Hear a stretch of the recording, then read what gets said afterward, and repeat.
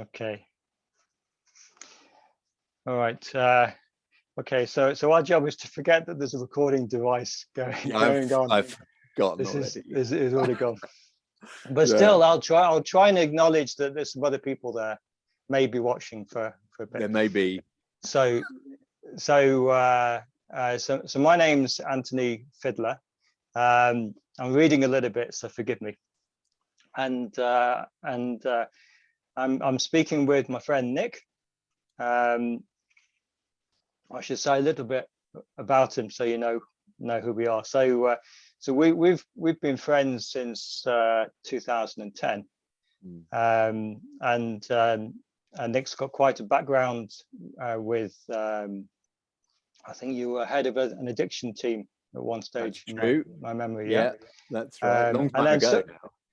And then I remember you as this kind of great voice in fire circles doing kind of Shakespeare actor type of stuff. So that was part of your background. Yeah, that's true.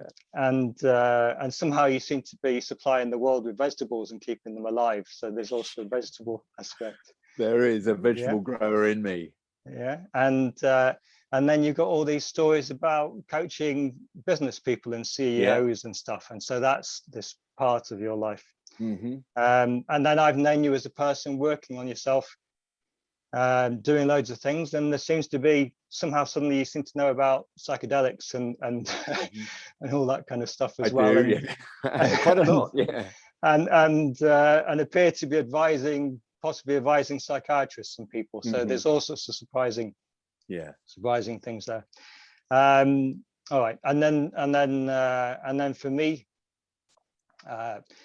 my mother told me to say I have been to Cambridge. I'm a smart person as well, just to balance the rest.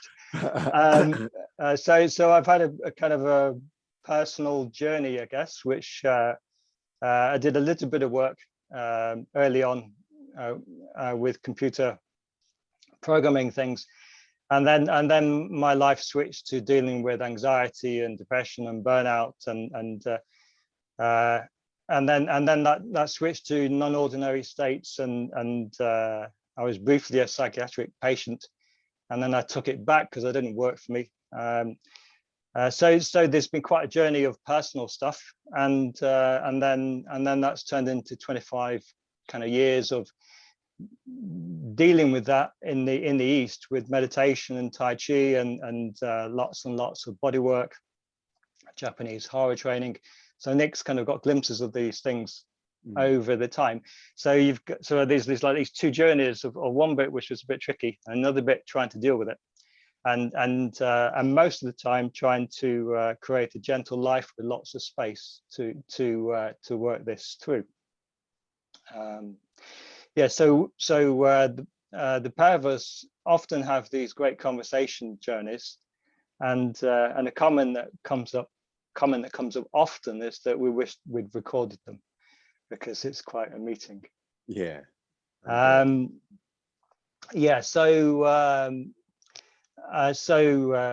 Anyway, so this time we thought we would record it, and our goal is to share a little bit about what I'm doing. So that's a gift from Nick. So I thought as a way in, Nick, maybe you could say something about how we met. Yeah, I can. I mean, we've known each other, I don't know, 12 years. I mean, in a funny sort of way, now we're sort of beginning. I kind of almost want to say how we met again first, really. But let's. So we met again several years ago, and I can't remember what year it was now. But we met again on the bridge over the River Ganges in Rishikesh, and I had no idea that you were there at all. And I was there I think I was there on a global peace conference or something like that, and I saw you didn't see me, and I ended up walking beside you halfway across the bridge, and you didn't look up at all. You were just there off. And in the end I said, "All right, Anthony," and you looked around, and anyway, we had a lovely few days together, and that felt very, very special to reconnect with you. And of course we've been in regular contact since then, and we talk regularly, which is which is lovely, and I really enjoy it. But we first met, and there was something about meeting there that in that particular place, is a very special place, has always felt very significant to me, that we should reconnect there spontaneously. But we actually first met in 2010. And we were both at Poleston Court, somewhere on the Welsh borders, and we were both exploring holotropic breathwork, Stan Groff's work, which is the use of the breath to consciously bring about non-ordinary states of consciousness, to explore those states as a process of healing, or holotropic towards healing. So we were there with that in mind. That's what connected us. And we were both there to do our own work. And the first time that we actually, I think, really connected was as we were going into our process. I think that's fair to say. Which involves lying down and breathing in a particular way. And we ended up having, we had kind of just a quite bizarre kind of conversation as these things happen. Weird. Which involved a lot of swearing on your part, which is amazing for somebody that never swears. I don't.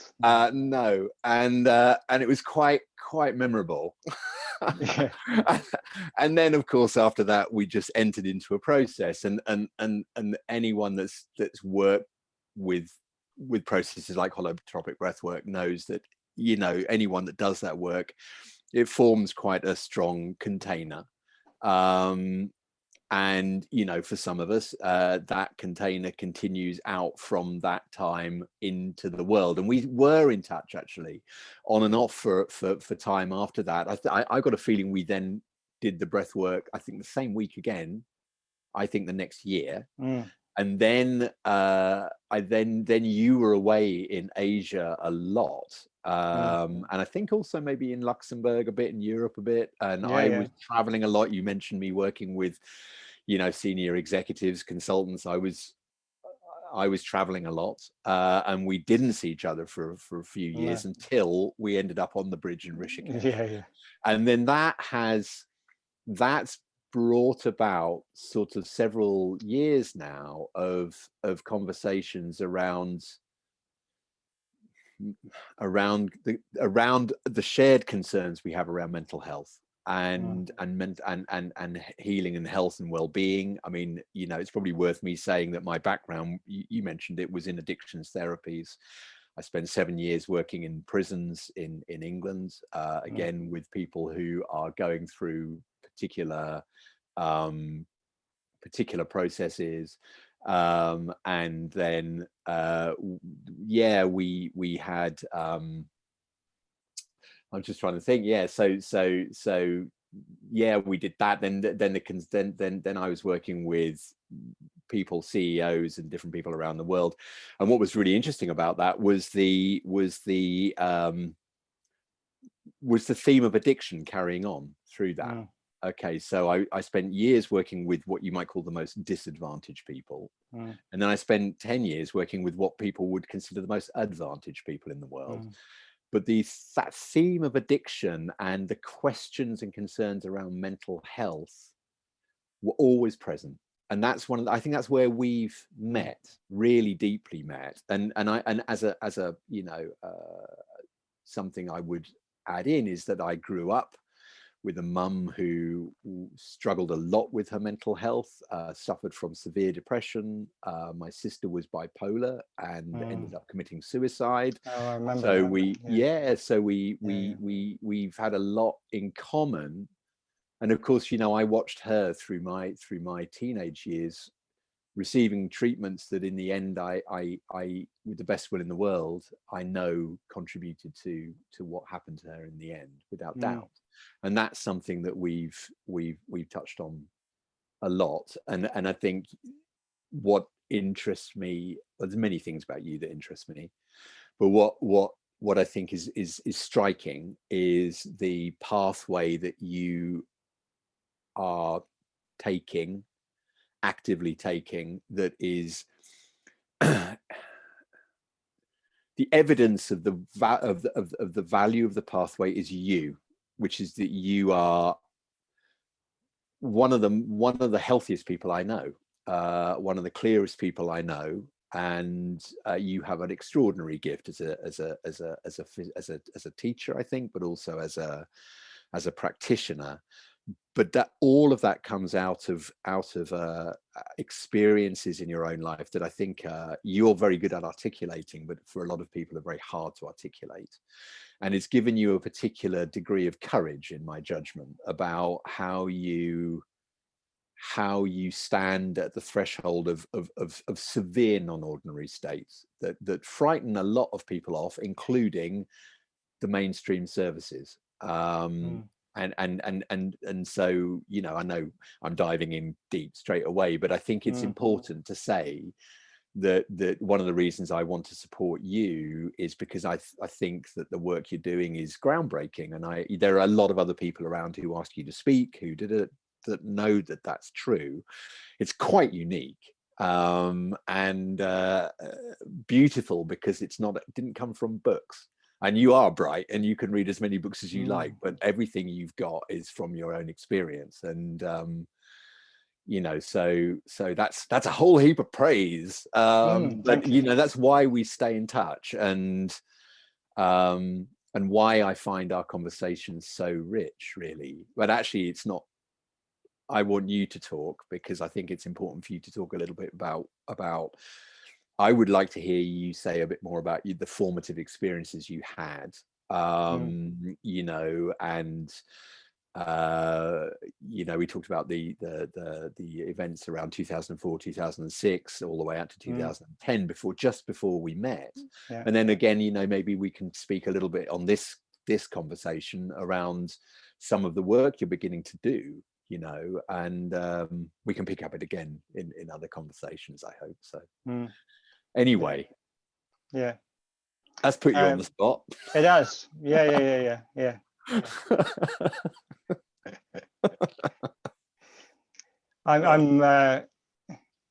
I'll still do my my thing I said, because I mean the difficulty. I mean, can you imagine? It's like even just one experience lasting, but they always lasted 10 days in my case. I never had a drug experience. Mine at 10 days, and the time is completely stretched the whole time. And there's like lifetimes of stuff happening in these things, yeah. And then there's multiple ones, and as well as life in between. So I am sort of documenting all this slowly, and people can spend their lives reading it if they want to, because it's too much, but it will be there for the people that are interested. And but I thought to give a glimpse, because it's just showing what I was doing was what we were discussing just before the video, that going back to this conversation that Nick and I had when we were just about to start going through into this non-ordinary state in the breathwork session. I don't really know why this came through. It was a very spontaneous chat that came out, and very peculiar in a way, but it was funny. And it was very funny. It was very funny, ridiculous level, and all I could see in my life, which was creating that, was a very similar pattern that happened, like we were saying, in 2004. So I was in a kind of a quite an intense non-ordinary state in Thailand. I've been in a meditation center. Everything suddenly changed, and I did an instant bit of Buddha experience, but in a scary way. And I retreated to Koh Phangan, left the monastery and went across the water to the island where I'd been spent time in the past. And for some reason, one morning I had to walk into the sea, so there was quite a lot of testing experiences happening. And I was fully clothed, money belts, all my traveler's checks. So this was completely alien to my rational mind, and I was very aware of not wanting to do so, but I had to do this thing. And I was scared because I didn't know what was going to happen, whether my life was at risk with this or what was happening. There was kind of a kind of instructions, but I didn't feel like I was in a being preyed upon in some way. It was just being guided. And then I had this this weird thing like having a kind of a virtual reality, in this case, kind of Robbie Williams voice talking through me, acting out in a similar way to we had with I did with Nick. So a lot of profuse swearing and amazing humor and ridiculous cartoon level, and it seemed to work to relax me through this state. So it was like something was accompanying me and giving me tools to deal with what was very scary. And what followed was a kind of ritual of partly drowning. So I had to go under the water and dangerous things, and open my mouth and taking water and then come up. So this is scary stuff. Well, what had happened was that an experience well before I knew Nick in this case, so 2001 on medication, things went really dark for me, went suicidal. And it went even worse as I started to come off. So I got very, very, I didn't want to do this. It wasn't my thing, but there was just too much pain at the time. This is off the scale on stuff in my case. So I got very close, and the way that I thought through every kind of way of suicide in this case, and what came out as a strange choice. This is a funny conversation. Was to drown in the Ganges at Rishikesh, because this is a place where souls are cleaned, and in the despair that I was in, that was what I chose. So it's a funny story, this. I couldn't do that at the time, so the nearest I could do was a train line, and I got very close but didn't. But I don't know this, but my feeling was, I've talked through it with people since, I felt I got so close to death, something in me needed to go closer somehow. I needed to experience it. And I've met other people who've had the same feeling, and then they've done LSD trips and things to try and get through the gates and get something settled. In my case, I wasn't doing that, but I think that's what happened. And so in 2004, I went through this kind of drowning thing, and then in 2006, I actually went to Rishikesh. Nick and I met later there. And for some reason, I was terrified of the river, so I chose to be well up on the hillside above the town, and never went to the river. And then actually went into another state, and then completed this process. So there was a complete, a bit like Jungian work, a visualization. I moved into a hotel room just to do this ritual. Suddenly went into a guided visualization of drowning. It was very sad, a lot of emotions and feelings, and it went on through. So can I just check? I mean, did that feel, in terms of the kind of active imaginations, like you say, it's almost a Jungian process. Did you go as did it feel like you were going through a death process, that you were dying? I mean, you said it was really sad, and it was glug. Sorry, Nick. No, that's okay. Just forgot to send that off.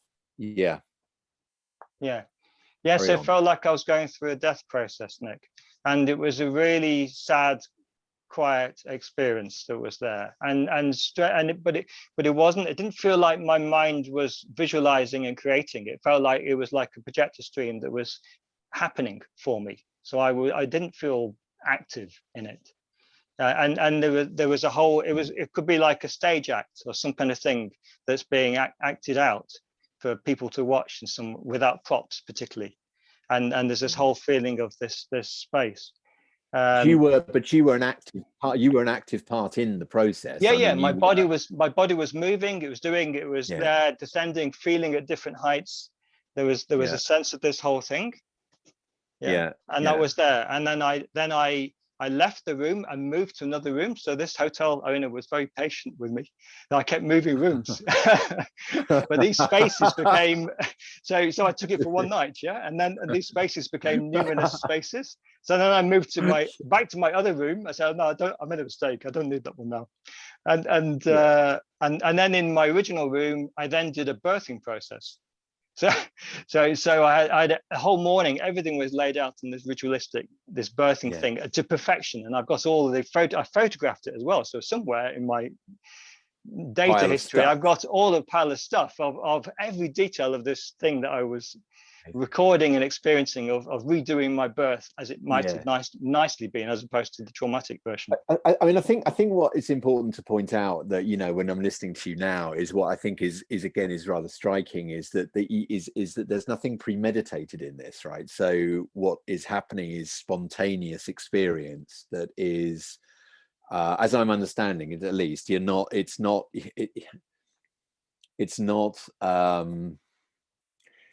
you know, following a particular path or doing, you know, the 5 steps of this or the whatever it is.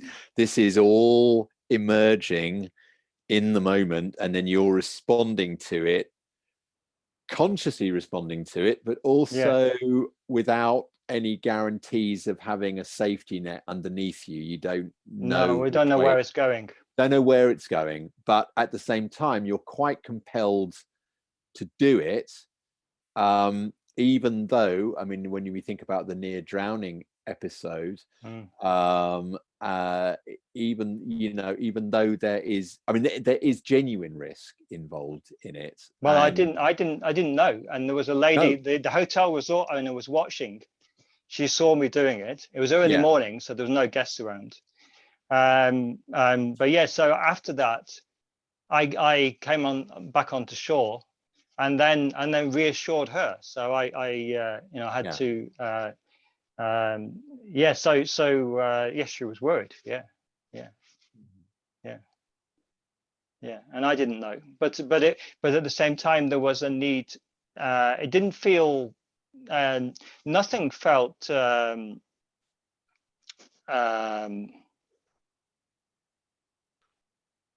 didn't feel dark. It felt like a learning process, and I was guided through, but it's this you know, you're walking without knowing where it's going, and it was scary territory, but it didn't feel like I'm being ordered to do something terrible to myself type thing. So there wasn't that aspect. In fact, maybe the opposite. And even the Robbie Williams thing, it felt like I was being helped through something as best as could be, even though it's difficult. Yeah, but it was necessary for you to go through it. But equally, I mean, I think what's important is looking at it from the outside with no sense of you or who you are. It could have looked dangerous or threatening or scary or strange. I don't know. I mean, so which is, again, you know, often how people who are going through episodes or experiencing things are seen, right? And that can feel very difficult, but you're actually speaking from your experience from within that space, having been through it, and now you're reflecting, you know, with me, but also with others, I hope, who are listening to this, about what was actually going on inside. But what I was saying, that what had changed was, okay, this was not the first time for me. So the first time was in 2001. So in that session or that episode, I didn't have this. I was very aware. I've already done lots of kind of 4 years of serious meditation. So I wasn't completely drowning in things, but I had no experience of being in this kind of state, and I didn't internalize or manage the kind of exposure for others around. So it looked, crazy time. Whereas in so actually in 2004, we were talking about with the going into the sea thing. I was quite surprised that this lady was up at 6 o'clock in the morning. So I was seriously managing my environment so that everyone was chilled out around me, and I could just get on with my important stuff as I viewed it. So to patch things up with this lady who had seen things, my mind switched to a completely responsible conversation, talking about okay, so yes, I've had some mental health difficulties. I'm calling my parents. I'm going to need to go to an internet cafe. I'm going to check into the local hospital and see what they say. So my mind switched to a completely rational, danger alert management system to chill out the world, and help them relax. So it's a very different process to the first one, which is a big shock. Yeah, sure. So and in Rishikesh in 2006. I went back to the house 6 months later, maybe the next year, and no, it was 6 months later. So I just popped in, said hello to the people there. They were all chilled out with me. I spent 10 days in their house having a completely wacko experience. I did paint a lot, and people thought I was a bit weird at times. I asked a fellow guest, what are they thinking about me? Because he was kind of inside a bit. So I was managing and keeping people happy around, even though they're in another universe for me. So this is a very different process to what most people think about as a psychosis, and we need to stop it. No, absolutely. And you talk about, I mean, you talked a bit earlier as well about the about proximity to death, and about the sense that, I know that when you got very close to the railway tracks, and you were extremely close to actually committing suicide, but you for whatever reason it didn't happen that way. It didn't happen. The path didn't go that way, but you still felt a strong need to go through a death process, or a death-like process, which I think is is an interesting, I just think that's an interesting phenomenon in the space that certainly I've worked in for a long time, which I guess, I mean, and again, like archetypally, or however you want to put it, this whole sense of the need to die, the death rebirth process is just, is something that clearly shows up again and again as a kind of motif of these processes of change that we sometimes need to go through. And I just noticed that turns up with you. And I know, I mean, I've worked with a lot of people that have committed suicide, and lots of people that have been suicidal. And I wonder, and I wonder today, about what symbolic, to what extent would undergoing some kind of symbolic death, like an initiatory process. I mean, when you think about the holotropic breathwork, which is where we met, there is a quality of a rite of passage about it. There is a quality, an initiatory quality about it. One is in a certain state of consciousness. We consciously go through,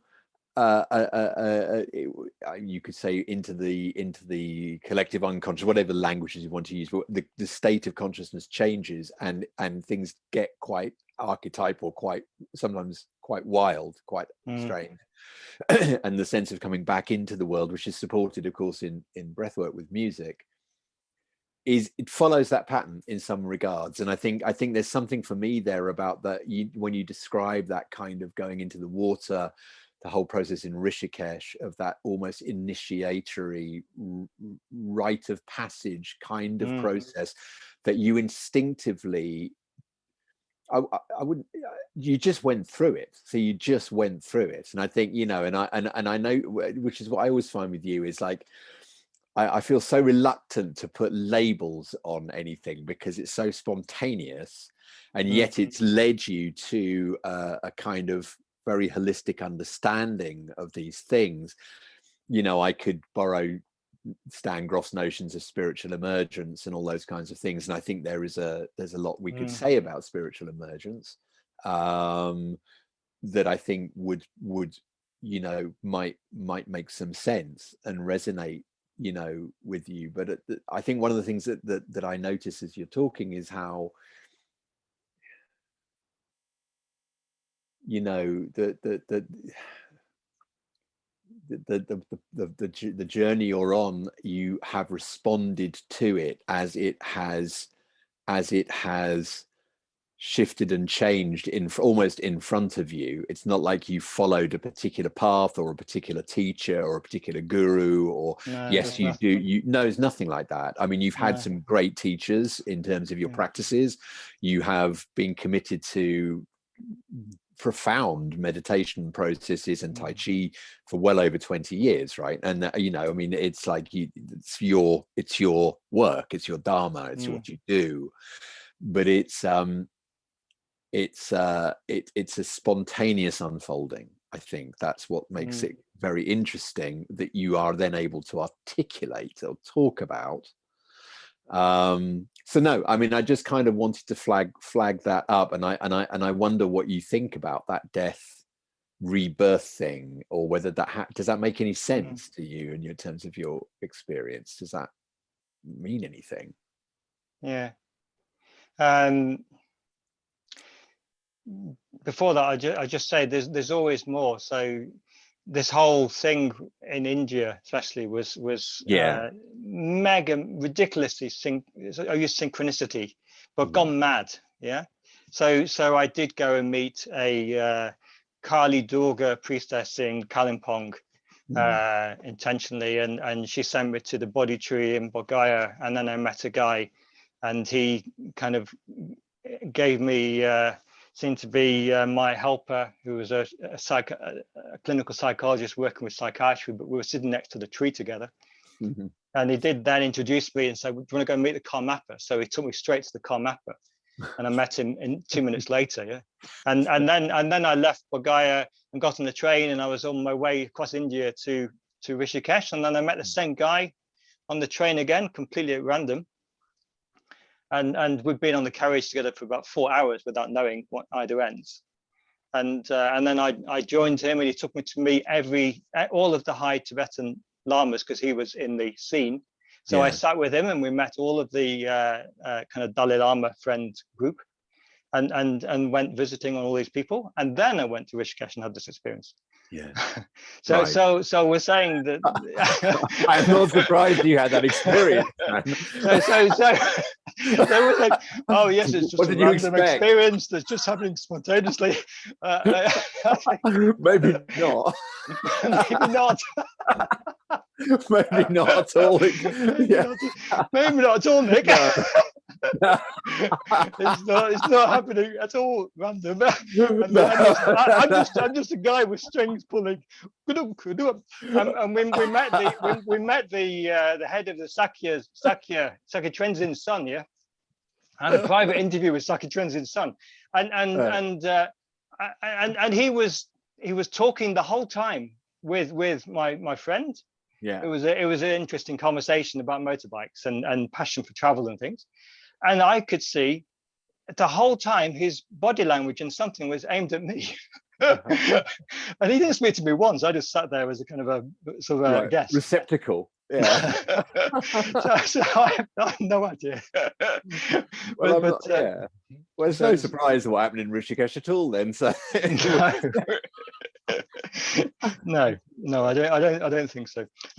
So So the answer then is on a head level. All I know is that I had a very difficult birth. So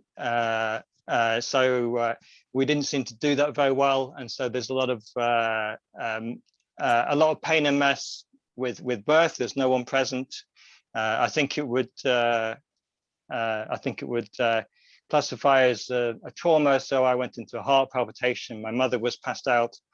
I was taken away and put in a box or whatever, and then picked up by the family the next day or something. So and there's a lot of rage and emotion from my mother to the nurses that didn't support well in this situation. It's still there now. So I think there was the death thing I can only relate to this situation, and then it came from conversations with a Spanish guy who'd really been exploring, trying to get this feeling. And so I guess there's a bit of a inference from him about touching the death archetype, and then you really have to do a little journey with it. So this is an idea. I don't know, but the birthing thing completely resonates with me, that I wanted to do this rebirth as I would like it to happen for a human being. Yeah. Which is what you did. Yeah. Which is rather healing.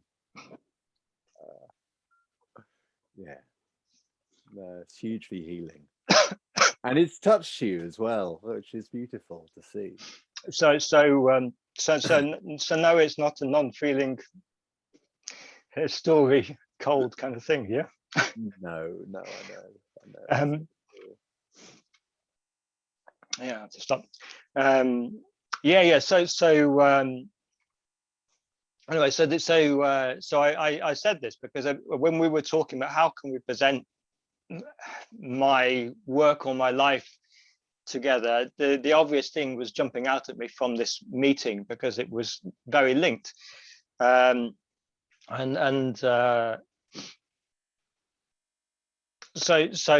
my kind of hypothesis when I did the first breath work in 2009, I didn't connect to anything from my journeys or things.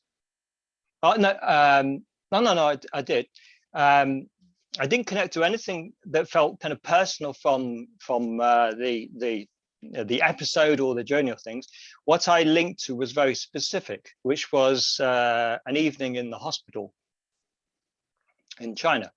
So it was very focused, and it seemed to link straight to a period where I was tied to a bed, hand and foot on a table in this kind of white, strange room in a Chinese psychiatric hospital. And the staff were being very kind. They were trying to stitch up a wound that I had on my arm. But it wasn't done with painkillers, and I was hypersensitive and in an altered state. And so there was a major trauma happening. So I could only relate to this to family and people later in sort of these torture movies in films where soldiers are being ripped to pieces. So there was a major trauma there, and I went straight into holotropic breathwork. It was 8 years later, and it went straight into that. And then I relived the whole thing, and I had the great helpers holding me hand and foot and supporting me as I guided them, and then did the same, screaming out my Chinese name as I in the actual session. I was dying or trying to leave my body, like a Tibetan consciousness thing. And die. So it was the death of Anthony screaming out my name full blast as a last message to the world. So these sessions were very focused, and the first one was just cleaning up the trauma from they weren't being unkind. It was just a bit of a difficult situation. So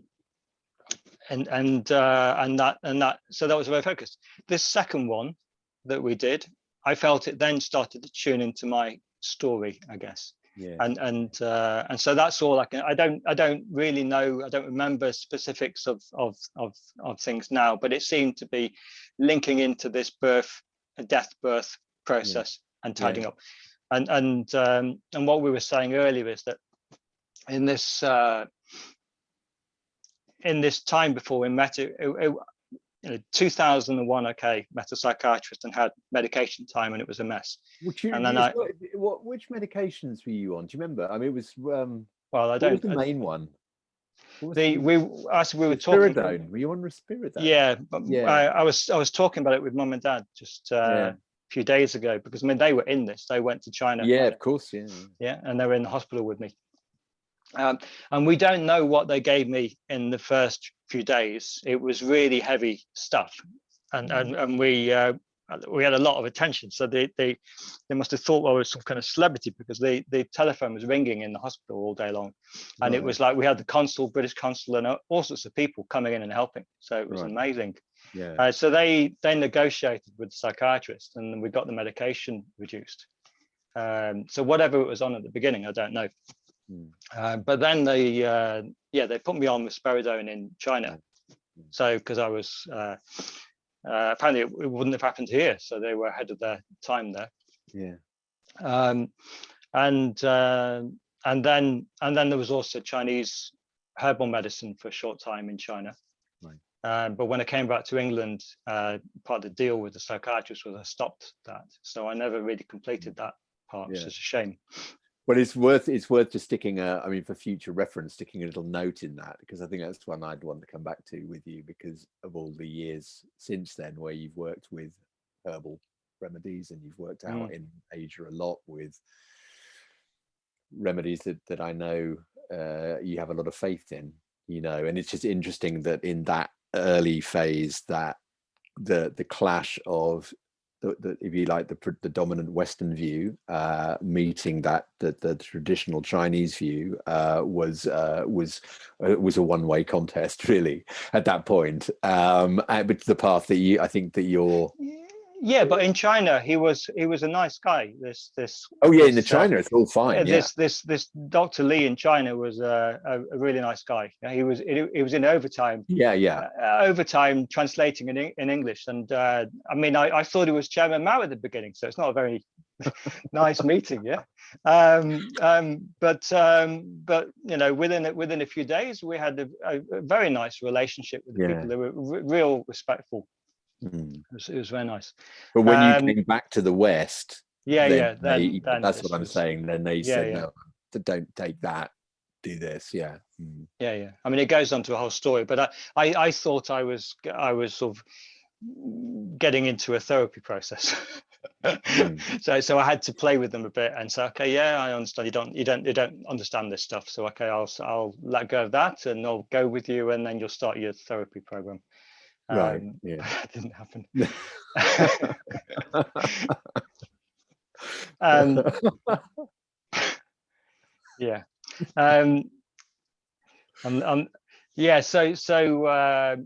So maybe this second time when we were together was about starting this process of cleaning up any more trauma things. So there's so much happens. I can't this rational mind that wants to put things together, it don't always go that way. I mean, the first one was just ridiculously obvious because I was Anthony. Okay, I can remember that link. But later ones, there's all sorts of images of a room full of Buddhist monks, and I'm in a cave, and it's not all about lived experience in this life. No. What, breathwork? No, not at all. So I can't say all I can. So that's. But it's interesting as well that from a breathwork point of view, so much of Stan Groff's research, and I don't claim to be an expert at all, but we've done a fair bit of breathwork over the years, but has had to do with the whole birthing process, or pre-birth process, and the birthing process and post-birth process. The kind of natal, prenatal, postnatal trauma is so important to to his work, and certainly you know, my birth was also extremely difficult, and I was able to do a lot of stuff in breathwork, particularly to I don't know how I'd put it, really reshape, relive, but in some ways find a place for some of those experiences, which, you know, as you described your own experience, they're so traumatic, right? That to the being, I mean, you can say in one way they're almost like, I mean, I don't want to be crass and say, you know, in one way it's that extreme wound, that cut, that actually then forms the basis of what becomes your future life, but it could kill you. But it does become, you know, actually it's, you know, that very, very, very, you know, that primal experience that you had has actually been the base root of everything that's unfolded since, in some ways. And that part of which has been that desire to create a really profound, it's not an issue, a ritual process that was a birth that you would wish for others, as you described it a little while ago, which is a profoundly healing thing, you know, not just psychologically and spiritually, but also physiologically, which is, I think, is a big part of which I think we should really talk about at some point. Well, we've got time today, if we can, a little bit about your experience of trauma in the body and trauma release through the work that you do, because that so much is, we tend to focus so much in the psychology, which is good. In particularly in the West, we tend to, you know, best, you know, hang out in the head because it's safer. Still, maybe not.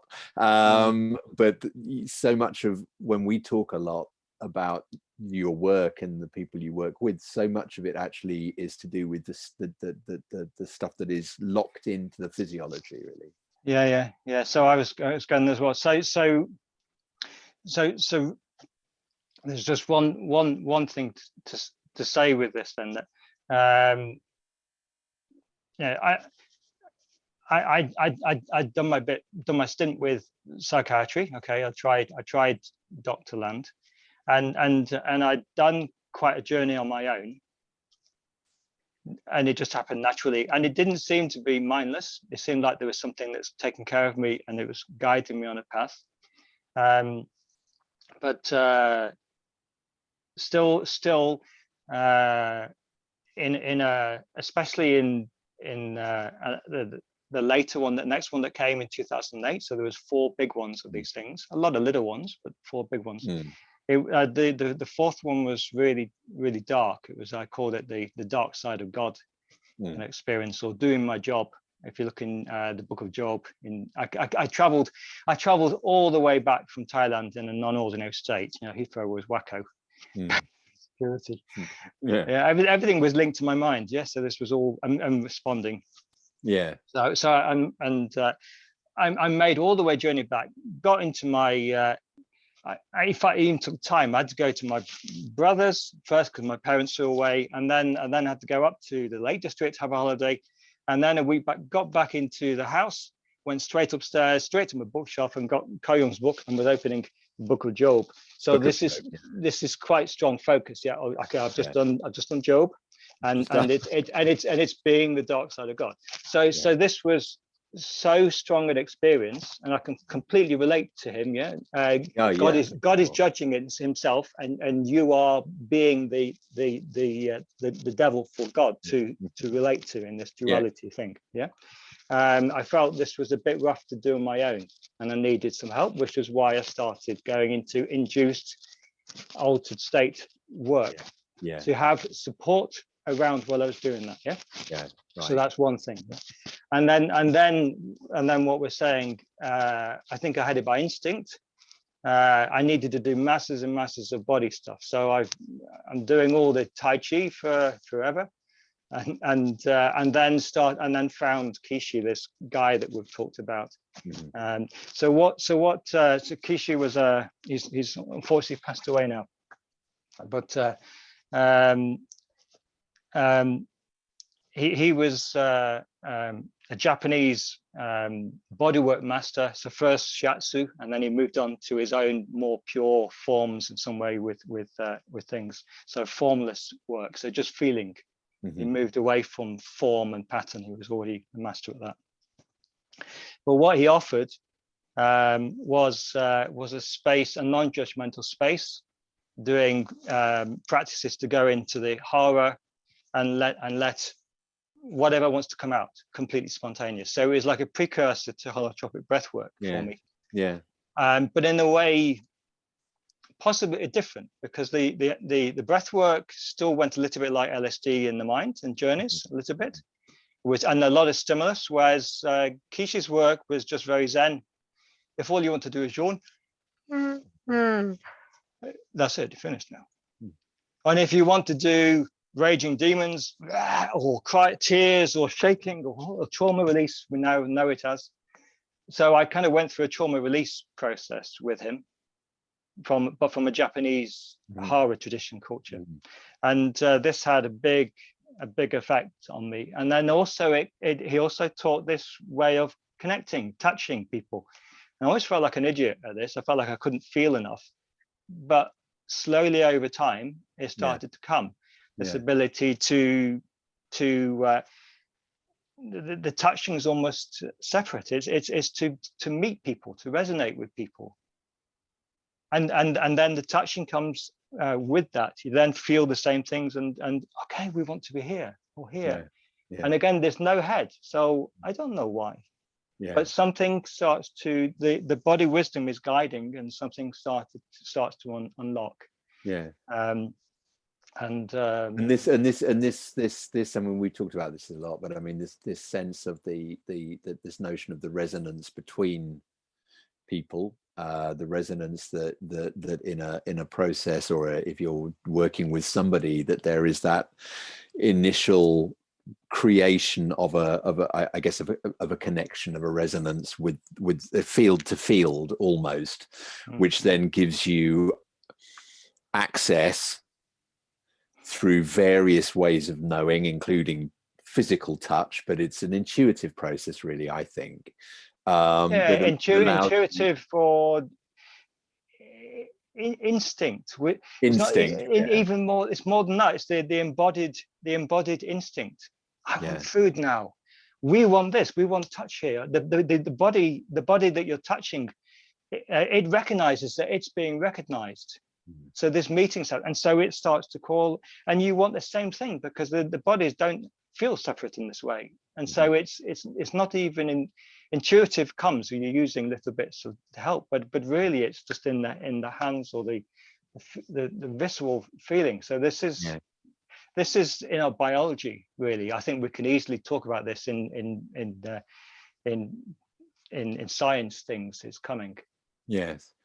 But I guess what's happening is that we're circumnavigating the more traditional thing of sitting down and talking, if you like, therapies, with nothing wrong with, which, you know, is a great deal. It happens as well, Nick. So it's just the trauma part and the meeting part it's been done, and then the mind bubbles a bit or needs a conversation.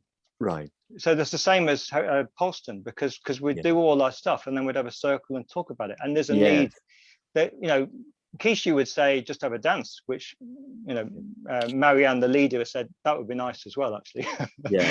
But we'd do this kind of Western approach and sit and have a circle and talk. And that became almost the most important for me.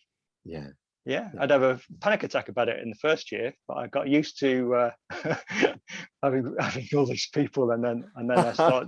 You've got 2 minutes to say exactly what your heart needs to say, and don't run over.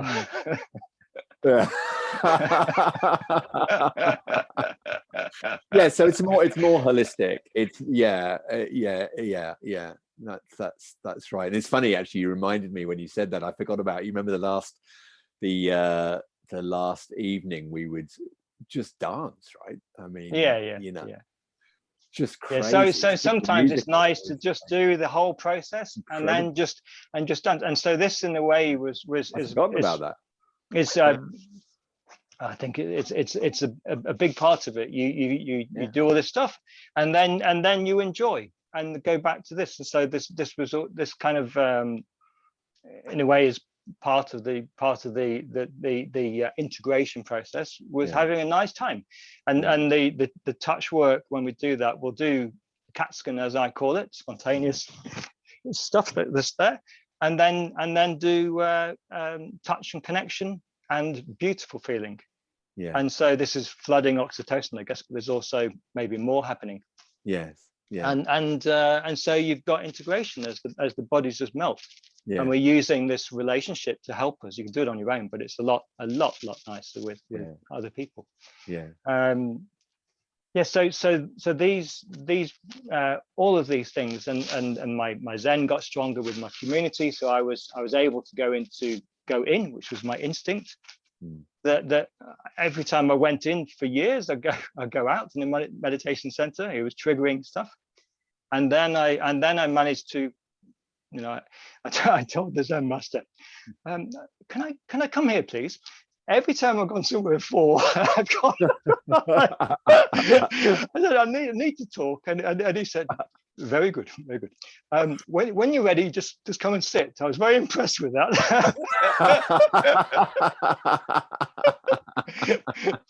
I thought if someone could say that, then that's interesting.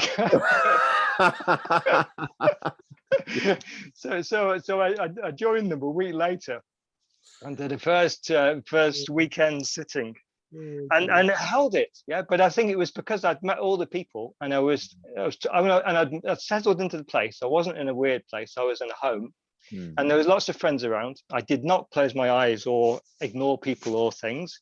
I made contact, sometimes smiled or even lighted comments, while we're all going deeper and deeper into silence and inner places. And so I was held by a community of people, and this allowed me to face stuff which maybe was death-like. Yes. Yeah. Whereas before, I'd had 3 years of serious vipassana with the Goenka school. So it's this before all of these episodes started, and yet I wasn't able to meditate on my own and deface it after the start. So it took 2001 to 2009. So 8 years of trying and always going up. And then within a community was held within the relationships and attachments to people, and then I could start to go in and face the stuff. So I hope if people hear this, they're starting to get some ideas, because I hope this is on the NHS one day. Yeah, well, I mean, I think, you know, and I hope it's on the, I hope it is as well. But I mean, I think what's interesting, you know, as when you've talked quite a bit about you touched into some of the trauma experiences you've had, and the roots, a little bit about the roots of where they've come from. But, you know, I think you've also begun to talk a little bit into the practices that you began to work with over the course of what do you reckon, is it about 25 years now, something like that? I don't know. 2020. Well, my stuff started in '97, so I left my job as a computer programmer. I thought, okay, hands up, I can't do normal life or keep a face, you know, that's smiling. I get in the car and just do this rage session, like, I don't know, The Man Losing It film or something. So I was protecting my face. So I'd do it in the car, drive a bit and scream. So there was a lot of pain, and I just packed up everything and went to Asia and started doing meditation. You're right. So and I think just as a kind of, you know, when you think about the range of practices that you now have that have supported you to the place where you are today, that are, you know, you said, you know, I tried the doctor thing and it didn't work, and which is I think something that a lot of people would recognize to be true, because of the limitations you know, of the system really, but also limitations of the way in which the human being is perceived. You know, I think that's part of the difficulty within the Western kind of medical paradigm or the medical framework. I think maybe your experience in Asia is rather different, but within that time, you know, you work through and you're not spiritual shop, you're not doing a spiritual shopping trip. You have gone about this in quite a particular way, is a deep work in Vipassana, but a lot of work with Zen since I've known you. And So I've there's a lot. And then you know, Tai Chi. I always think, I mean, the first point I always think of you, you know, as you know, you do a lot of Tai Chi, and you always have you teach it. So that's the Chinese, Japanese, Asian influence. But then we also have the Katsugan, which is the spontaneous body work, you know, and the other processes that now are underpin what you're working on today. And that whole range of practices, which are spiritual practices, but one could call them psycho-spiritual practices, I suppose. But there's a, you know, and they're physiological too. Certainly Tai Chi is, and Katsugan is as well. But there's we won't talk about it this time, but I think, you know, there is clearly there's a very powerful non-material element to this. There's the non-ordinary states thing isn't just about treating the body and the mind. It's a you know, you draw down spiritual disciplines that have been available for thousands of years, that people have been using these for thousands of years. To I mean, for different reasons. I mean, you know, you at no point today have spoken about seeking enlightenment. I mean, you were sitting under the bodhi tree, but I thought there was. Yeah. I thought I was enlightened. And then I realized someone turned the lights out. I'm not sure this is what I want. Yeah, exactly. Yeah, thanks, but maybe next time. No. I mean, I was sitting under the tree, and there was red ants all around me, and no one was sitting next to me. Yeah, it was really funny. But there were ants everywhere. But I was not worried about this. But it's just important to pay attention to the different disciplines that you've engaged in, and it's not that you're just doing them for a weekend. You've done some of this stuff. No, the whole thing. I mean, okay, it looks like I'm doing spiritual stuff, and I'm doing, my normal, my life has been it's professional. A discipline. It's a practice. Yeah. So in China, it would just do it all day long. So it's very important to say that actually you know that where you are today is the fruit of a great deal of discipline and attention. It's not just happened. And it's also not just happened because someone said once, it's okay for you because you weren't that ill in the first place. And I thought, well, no, I wasn't ill. It's true, because something inside was doing a journey in some level, but it doesn't mean that there's not been an awful lot of ridiculous level of effort and a great deal of pain as well. You know, I mean, enough traumatic pain to nearly kill yourself, you know, more than once, you know, and that's, you know, it's a lot. So you know, so I just kind of wanted to say that. I mean, I think, you know, maybe we've got, even if it's just like a couple of minutes, just to hear a little bit about what we'll give you a chance to speak a little bit about what you're doing, or anything you want to speak to about what projects you're into now, and we can pick this up again. Well, we can say it quick because it's just a thing. So this whole thing, like any journey thing, it started to overflow a bit. So I started to get asked to people suggested I did a mindfulness training 2015 to 17 to start to create a bit of structure and framework for relating this with people. So that turned into teaching, and then I started to attract, I think it's because of the way I wrote stories or things, but I started to track people with extreme states and pain straight away. So we did stress for about a week, and then it was sort of serious trauma benzo addiction and all sorts of things just coming at me.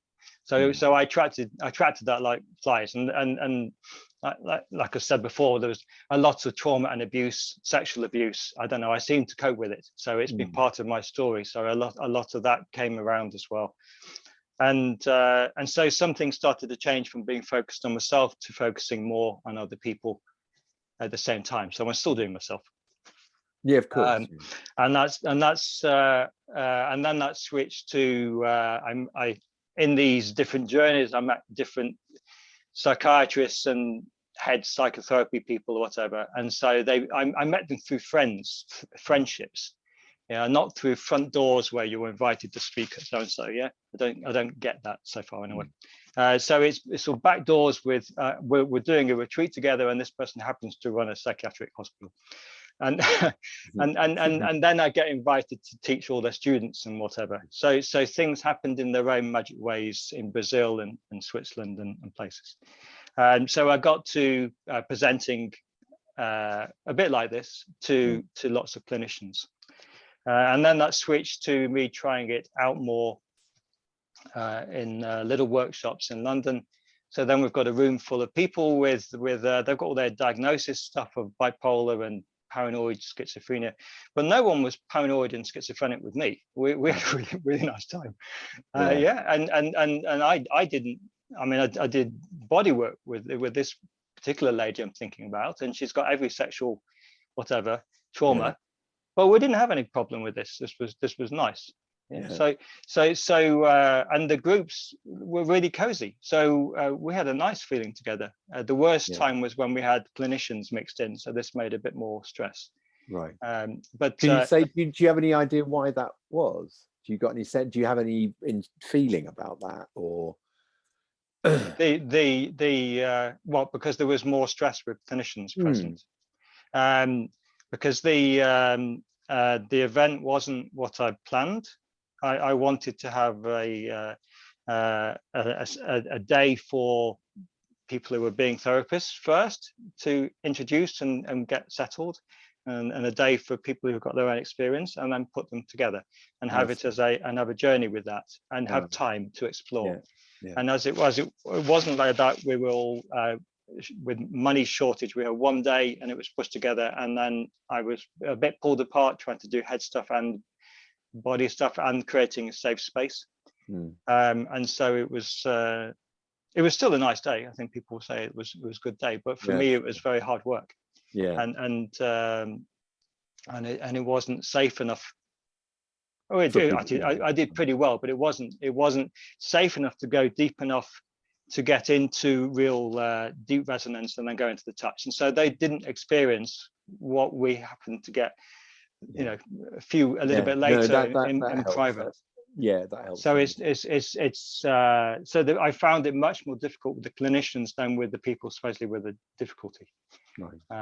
So that's the thing. So there was that kind of practical experience starting, or research. I always call it research because it's solid in me, but I'm learning, and we're all learning, and I'm expanding. And then I've started with the time I've had during all this COVID time, then I've started to solidify and create structures a bit more. So it's only just in the beginning, but there's the SensitiveBeing project seemed to pop out of me somewhere. So that's come out of my own experience having a black hole inside as a teenager, and not knowing who I was at some level. And that's when I met a friend from university 20 years later, and it said, what have you been doing in your life? And I said, I'm filling that black hole, exploring it. So self-identity, I think, for me, is popping out as something which is underpinning all of this story that we're talking about. And so I've created a website exploring that, and then I'll try and create an alternative understanding of all of this as a knowledge base. And maybe a mindfulness course, because I'm interested in journey. For me, person has to, the whole point, something's wrong, so it's calling you to do some kind of journey to get it right. I don't know. That's my sense of it. And if you don't get that sense, you don't go anywhere. So that's my answer to chronic mental health. Means someone forgot to tell them to do a journey, and they need to own it. So this is another conversation. Big. No, but that's beautifully put, and we pick that up again next time. Yeah, sure. And so there's the sensitive being thing, which is hopefully, and I'm trying to collect narratives of people's journeys where they've actually done it. So I'll contribute, but I want other people to add it, and different backgrounds, not just me as a sort of a whatever person. And then other stuff I'm really keen on is I'm calling it heart touch, but it's kind of inspired from Kishi's work in a simple kind of way.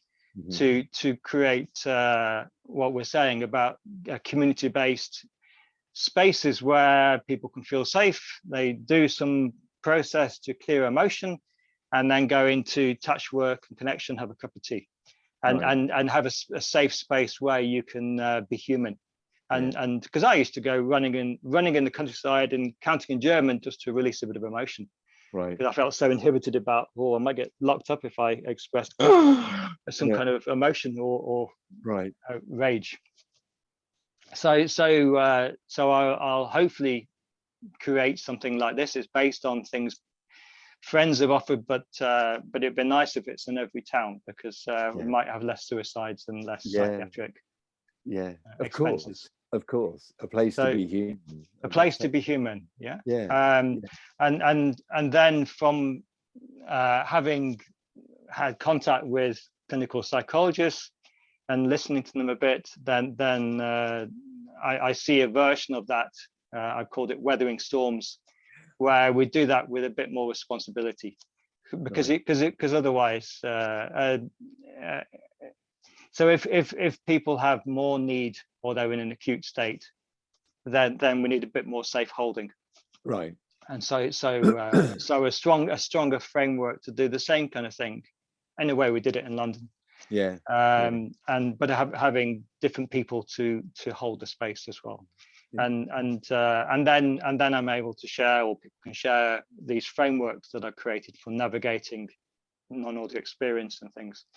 So there's so I don't know, Nick, it's just evolving. I'm just seeing how it comes out. But, no, I know. But I've got all sorts of stuff where I sort of learned to kind of a little rules to keep the world happy, withdraw now, do nothing. So there's all strategies for, because everyone wants to stop psychosis. There's all psychosis, and I don't even use that language, but I mean they want to stop it like it's the ultimate evil, but actually, you might know more than me. It can be a nice experience. It just, it's just you don't want to have a big fear spiral going on. Well, I mean, there's I mean, that. I mean, we've worked with different sorts. We've worked with non-ordinary states in different ways for a long time, both of us. And there are times when you walk into a holotropic breathwork session. You go in the middle of the session, right? And if you didn't know what was going on in there, go to the toilet and then come back in again. But imagine walking in there if you had just popped in for some other reason and you walked in there. No, you just go to Sainsbury's and then you came out the wrong door. And I think like, they did it in a hotel once, and it wasn't a good idea. And it was like, this is psychotic. And of course, in some ways,